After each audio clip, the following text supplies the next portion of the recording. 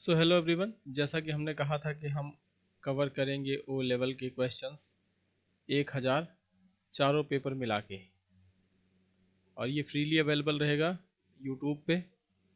तो अब हम उसी श्रेणी में आगे बढ़ रहे हैं, चैप्टर नंबर 4 पेपर नंबर 2 मतलब M2R5 का।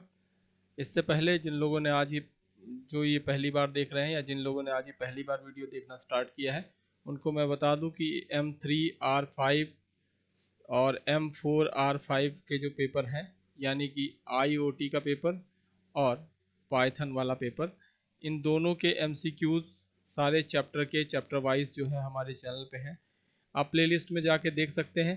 उसकी अलग प्लेलिस्ट जल्दी ही मैं बना दूंगा, लेकिन अभी के लिए आप उसके प्लेलिस्ट जाके MCQ वाले प्लेलिस्ट में देख सकते हैं। बाकी इसको बार बार रिवाइज कीजिए, जैसा कि मैंने कहा था कि वादे के हिसाब से कि अगर आपने नहीं भी पढ़ा है तो अगर आप इनको याद रख के, मतलब इतने क्वेश्चन में से 50% क्वेश्चन भी अगर आपको ध्यान में रह जाते हैं तो एटलीस्ट इस स्थिति में होंगे कि आप पास आउट हो जाएंगे, अगर आपने ना के बराबर पढ़ा है तो। और अगर आपने पढ़ाई की है तो ये आपके एग्ज़ाम में हेल्प करेगा। ये कह सकते हैं कि ये आपके मार्क्स को बूस्ट करने का काम करेगा, आपकी प्रिपरेशन को जज करने का भी काम करेगा। बेहतर ये होगा कि आप इसको देखें और 10 सेकेंड पॉज करें। अगर आपने पहले पढ़ रखा है तो ये कर सकते हैं, अदरवाइज़ क्या ही मतलब रह जाएगा इस बात का। 10 सेकेंड या 5 सेकेंड पॉज करें, आंसर दें, उसके बाद तब आगे बढ़ें, ताकि जब मैं आंसर बताऊं तो उससे पहले आप अपना आंसर जज कर चुके हो, अपने आप को जज कर चुके हो। आंसर देखिए। तो बिना देरी के आइए शुरू करते हैं। पहला question, what does CSS stand for. CSS का फुल फॉर्म बेसिकली ये पूछा गया है, तो हमें पता है कि CSS का फुल फॉर्म होता है cascading style sheet. Option number C. Which HTML tag is use to link external CSS file. देखिए, CSS जो है तीन तरीके के होते हैं, अभी आगे आएगा भी, इंटरनल, इनलाइन और एक्सटर्नल। ठीक है, ध्यान रखेंगे। यहाँ पे बात हो रही है which HTML tag to use to link an external CSS file. देखिए, एक्सटर्नल CSS फाइल के लिए हम यूज करते हैं लिंक टैग का। ठीक है,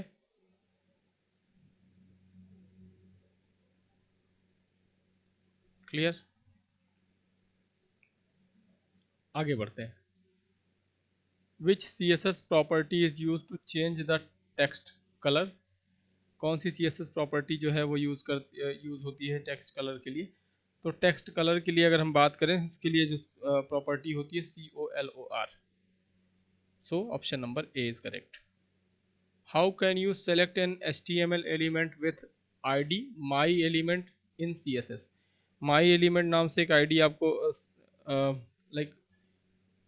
एक HTML एलिमेंट आपको सेलेक्ट करना है ID में, तो आप कैसे करेंगे। इसके लिए आपको हैशटैग का इस्तेमाल करना होता है, हैशटैग my element। ठीक है, ये शायद थोड़ा आउट ऑफ सिलेबस क्वेश्चन भी दिख रहा होगा आपको, लेकिन यहाँ से क्वेश्चन एक आध बार कभी पूछे गए हैं तो उसको मैंने ऐड कर लिया यहाँ पे। Which CSS property is use to set the background colour of an element. मतलब आपको बैकग्राउंड कलर एलिमेंट चाहिए, तो बैकग्राउंड कलर एलिमेंट के लिए हमें सीधा सीधा लिख देना होता है बैकग्राउंड और कलर। ठीक है, तो option number A is correct. Which value of the position property keep an element in its normal position flow. अगर हम इसकी बात करें नॉर्मल पोजिशन फ्लो की, तो हमें पता है कि स्टैटिक। ठीक, नॉर्मल पोजिशन फ्लो में स्टैटिक रहता है, so option number D is correct. Which CSS property is used to for adding space between element borders. Element borders के बीच में स्पेस ऐड करने के लिए कौन सी CSS प्रॉपर्टी होती है, तो आपको पता है कि इसके लिए यूज किया जाता है padding. So option number B is correct. What does the float property do in CSS। देखिए, फ्लोट, अब यहाँ पे आप ऐसे क्वेश्चन आ जाएगा तो ध्यान रखिएगा कि किस बारे में पूछा आ रहा है। जैसे फ्लोट का जो होता है ना, आपको पता है कि फ्लोट एक यूज होता है पाइथन में, जहाँ आप डेसिमल नंबर्स की बात करते हैं। लेकिन जब आप बात करते हैं फ्लोट इन CSS प्रॉपर्टी, तो हमें जान लेना ज़रूरी है कि ये पोजीशन को फ्लोट करने, पोजीशन को एक जगह से दूसरी जगह लेफ्ट राइट में मूव कराने के काम आता है।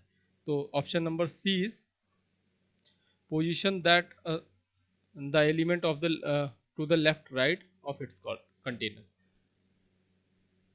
Which CSS property is used to control the order of overlapped element?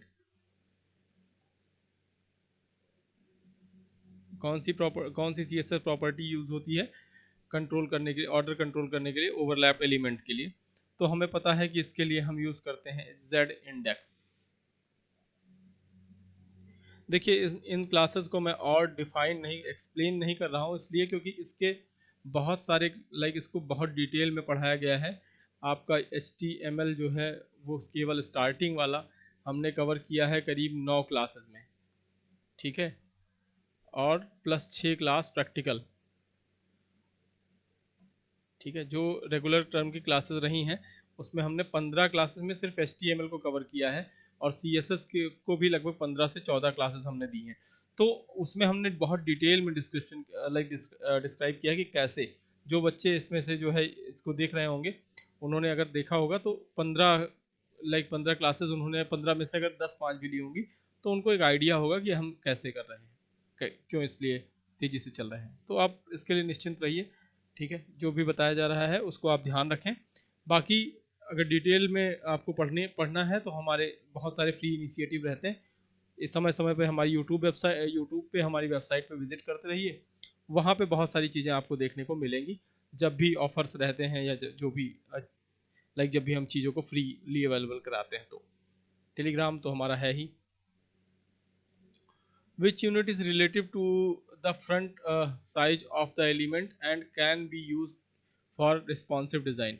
देखिए रिस्पॉन्सिव डिज़ाइन के लिए हम इस्तेमाल करते हैं EM, बेसिकली एम्बेडेड डिज़ाइन और बाकी सारी चीज़ों का इस्तेमाल होता है, तो EM का इस्तेमाल करेंगे। Which property is use to create rounded corner of an element? Rounded corner के लिए हम लोग बॉर्डर रेडियस का इस्तेमाल करते हैं, BORDER RADIUS। Option number C is correct. Which CSS pseudocode is used to select the first child element from another element? कौन सा pseudo code इस्तेमाल किया जाता है फर्स्ट चाइल्ड एलिमेंट से अनदर चाइल्ड एलिमेंट से फर्स्ट चाइल्ड एलिमेंट को निकालने के लिए? तो हम इसके लिए यूज करते हैं सेमीकोलन, उसके बाद फर्स्ट चाइल्ड।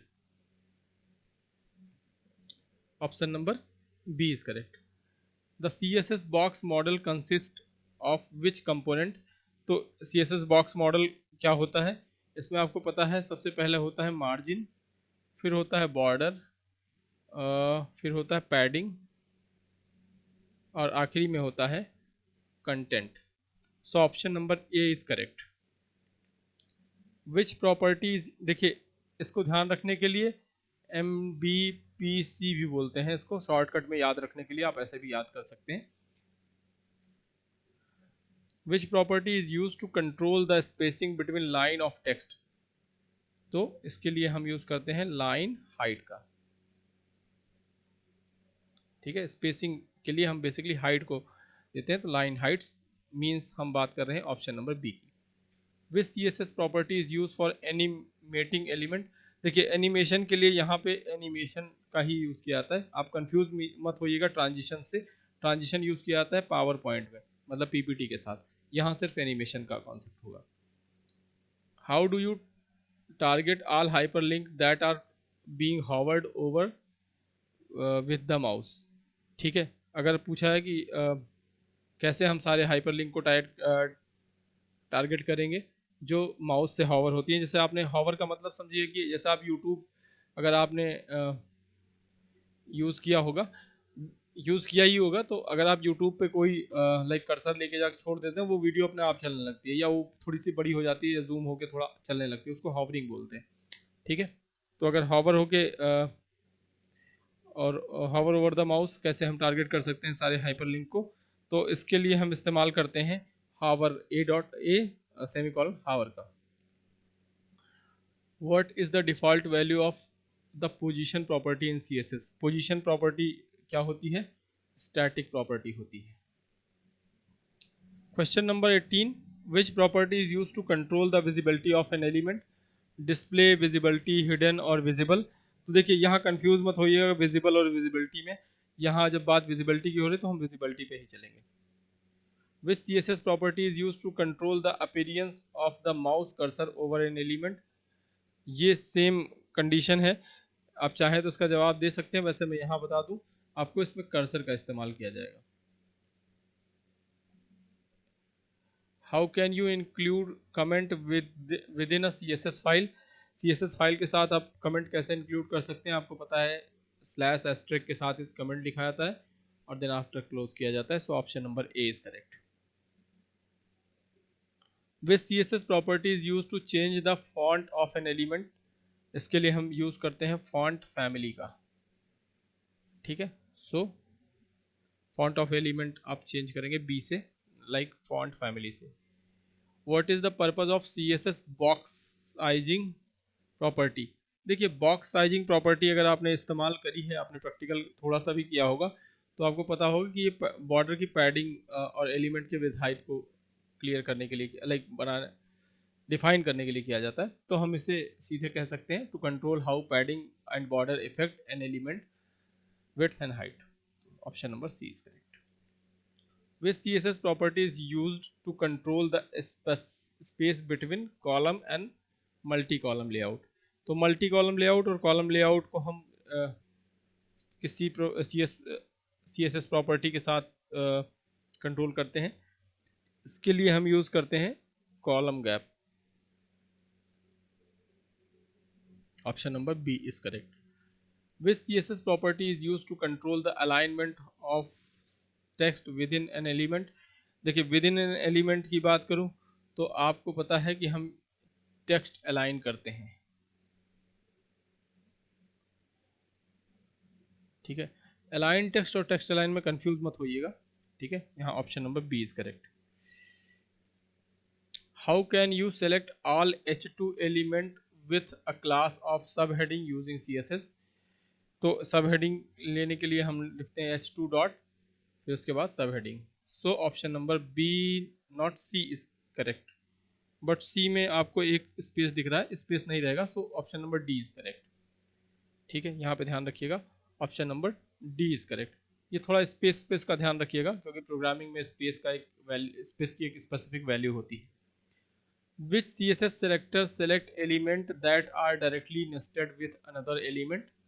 ठीक है, कौन सा CSS सेलेक्टर इस्तेमाल किया जाता है जो directly nested with an other element, जो कि डायरेक्टली नेस्टेड होता है किसी अदर एलिमेंट के साथ? तो हम यूज़ करते हैं लार्जर साइन की, या ग्रेटर देन कह सकते हैं। What does the font weight property control in CSS? Font weight property क्या करता है? फॉन्ट के थिकनेस को देखता है। So option number D is correct. Which CSS property is use to create shadow behind the element? देखिए shadow behind, basically यहाँ बात हो रही है शैडो इफेक्ट की, लेकिन कंफ्यूज मत होइएगा शैडो इफेक्ट से। यहाँ पे जो ऑप्शन होगा उसको यूज करते हैं बॉक्स शैडो के साथ, ठीक है। So option number A is correct, not be. ध्यान रखिएगा, इसको काफ़ी कंफ्यूजिंग होता है ये, ठीक है। शैडो बिहाइंड द एलिमेंट, तो शैडो इफेक्ट से मत ध्यान देखिए। शैडो इफेक्ट इस्तेमाल होता है पावर पॉइंट में, तो उसमें इस्तेमाल किया जाता है। यहाँ पे बॉक्स शैडो होगा। Which CSS property is use to control the order of element within a flexible container?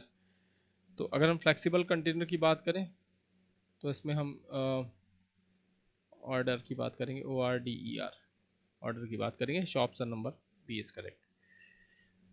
How do you target the last child element of another element with CSS? तो last child के लिए, last child element को target करने के लिए हम use करेंगे semicolon, then after last child. Option number A is correct. आगे बढ़ने से पहले मैं आपको बता दूं कि आपके पास जो भी प्लेलिस्ट अवेलेबल है, इसके अलावा बहुत सारे क्वेश्चंस जो है वो आपके ग्रुप में भी पड़े हैं, तो आप वहाँ से भी टेस्ट कर सकते हैं। हम लोग 13 तक इसको कवर कर लेंगे, सारे क्वेश्चंस जो भी चारों पेपर के हैं आपके। उसके बाद 14, 15 और 16 को आपका पेपर ही है, तो हम लोग 14 और 15 को मतलब 14 को हम लोग 2 सेट पेपर सॉल्व कर लेंगे और 15 को हम 2 सेट पेपर सॉल्व कर लेंगे, तो हम 4 सेट पेपर ये कर लेंगे। 16 और 17 के बीच में आपका पेपर रहेगा, बट इसके बाद जो अगले पेपर्स रहेंगे ये उनके भी 2-2 सेट जो है हम लोग अपडेट कर देंगे आपके लिए, ताकि आप उसे देख सकें और आप बेहतर प्रिपरेशन कर सकें। चलिए क्वेश्चन एक बार 31 वाला फिर से देख लेते हैं। 31, what is the purpose of rem unit in CSS? Rem unit का क्या इस्तेमाल होता है? तो बेसिकली ये और root of the font size की बात होती है। Option number B. Which CSS property is use to add a background image और to an element? Background image के लिए क्या किया जाता है? तो आप हम सीधे इस्तेमाल करते हैं बैकग्राउंड इमेज ऑप्शन का। ठीक है, देखिए यहाँ पे BG कलर, बैकग्राउंड कलर, इन सब के बीच का डिफरेंस एक बार आप जरूर पढ़ लीजिएगा, क्योंकि ऐसे क्वेश्चंस लाइक कंफ्यूज करने वाले पूछे जाते हैं। फिलहाल यहाँ पे option number C is correct. How can you make the elements text content italic using CSS? देखिए इटैलिक के लिए हम सीधे यूज करते हैं font size, sorry font style not size. ठीक है, फॉन्ट स्टाइल। अब जो भी आपको बोल्ड लिखना है तो बोल्ड, इटैलिक लिखना है इटैलिक, सो फॉन्ट स्टाइल जो है वो इटैलिक होगा। देखिए टेक्स्ट कंटेंट की बात हो रही है ना, अगर टेक्स्ट स्टाइल की बात होती तो हम दूसरे में जाते। Which CSS property is use to control the spacing between the words in text? तो कौन सी CSS प्रॉपर्टी जो है स्पेस बिटवीन द वर्ड्स को कंट्रोल करती है? इसके लिए हम इस्तेमाल करते हैं वर्ड स्पेसिंग का। Option number B is correct. What is the purpose of CSS content property? Content property का क्या यूज़ होता है? तो बेसिकली आपको पता है कि जनरेट करने के लिए, कंटेंट जनरेट करने के लिए, या यूँ कहें कि एलिमेंट के कंटेंट को बनाने के लिए इस्तेमाल किया था। So option number C is correct. Which CSS property is use to control the behaviour of an element when it is too large and fit within a container? तो इसके लिए हमें इस्तेमाल करना पड़ता है overflow. Option number A is correct. What is the purpose of CSS opacity property? देखिए opacity के बारे में आप ऑलरेडी जानते होंगे, जैसे हिंदी में से दृश्यता बोलते हैं, बट हिंदी पढ़ेंगे तो बहुत कंफ्यूजिंग रहेगा, इसलिए हिंदी अब की बार मैंने लिखी नहीं है इधर। ठीक है, आप कोशिश करिएगा कि हिंदी जब आए तो उसको इंग्लिश में ही पढ़ने की कोशिश कीजिएगा, क्योंकि इंग्लिश से ईजिली आप समझ पाएंगे। तो ये बात होती है ट्रांसपेरेंसी की। अगर आपको ऑप्टिसिटी का थोड़ा सा भी आइडिया है तो ट्रांसपेरेंसी की बात होती है, सी की बात होती है। सो यहाँ पे हम बात करेंगे to control the elements transparency. Option number D is correct. ठीक है, which CSS selector select element are adjacent to each other? इसके लिए हम यूज करते हैं प्लस सेलेक्टर का। Which value of the position property keep an element position fixed even when the page is called? तो हम फिक्स्ड का इस्तेमाल करते हैं, फिक्स्ड वैल्यू पोजीशन प्रॉपर्टी का, ताकि वो जब पेज को मूव कराएं, मतलब ऊपर नीचे भी करें, तो भी वो एक स्टैटिक एरिया, लाइक स्टैटिक जगह पे बना रहे। जैसा आपने देखा होगा ना, वेबसाइट को स्क्रॉल करते हैं लेकिन कुछ चीज़ें होती हैं जो अपनी जगह पे बनी रहती हैं, तो वो स्टैटिक, सॉरी फिक्स्ड प्रॉपर्टी से इस्तेमाल किए जाते हैं। How can you define a CSS rule that target element when they are being clicked? ठीक है, हम कैसे डिफाइन कर सकते हैं CSS रूल को, that target element when they are being clicked? तो ताकि वो टारगेट करें, और ऐसे एलिमेंट को हम बोलते हैं active element, sorry active content. Active content या एक्टिव एलिमेंट, तो हम यहाँ पे इसमें इस्तेमाल करेंगे सेमीकोलन एक्टिव का।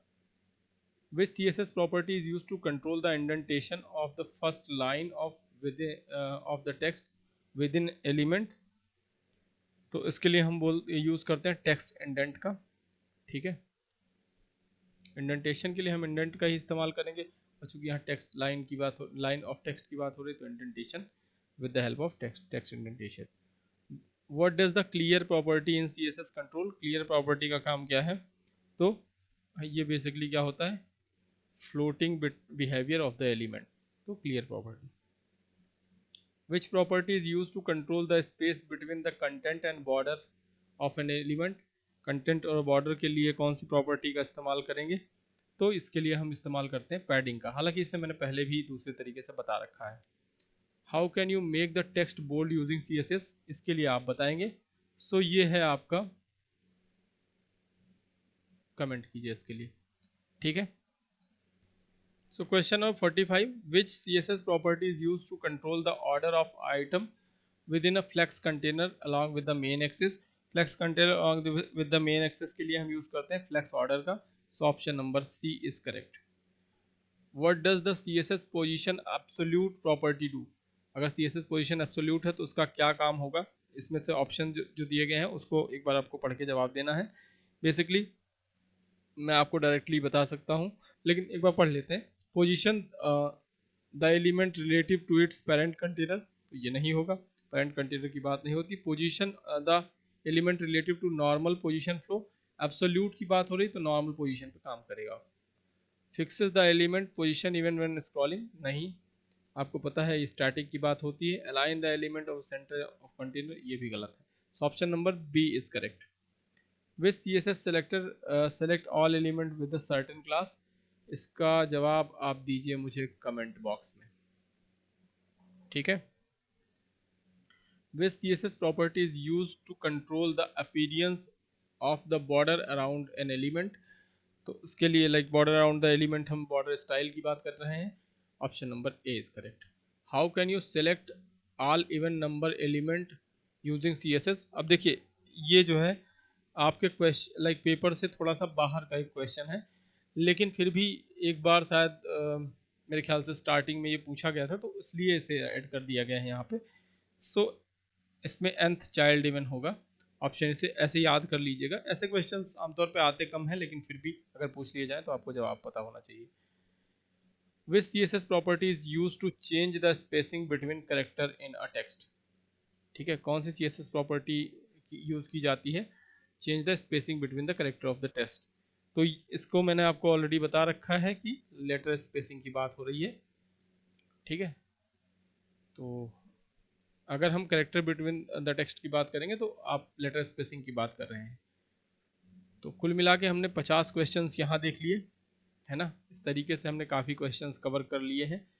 ये चैप्टर नंबर 4 इसी के साथ होता है समाप्त. Thanks for watching. और अगर आपको ये समझ में आ रहा है थोड़ा सा भी आई मीन आपके रिवीजन में थोड़ी सी भी सहायता हो रही है तो आप इसमें लाइक सहयोग करें, अपना सब्सक्राइब करें, लोगों के साथ शेयर करें.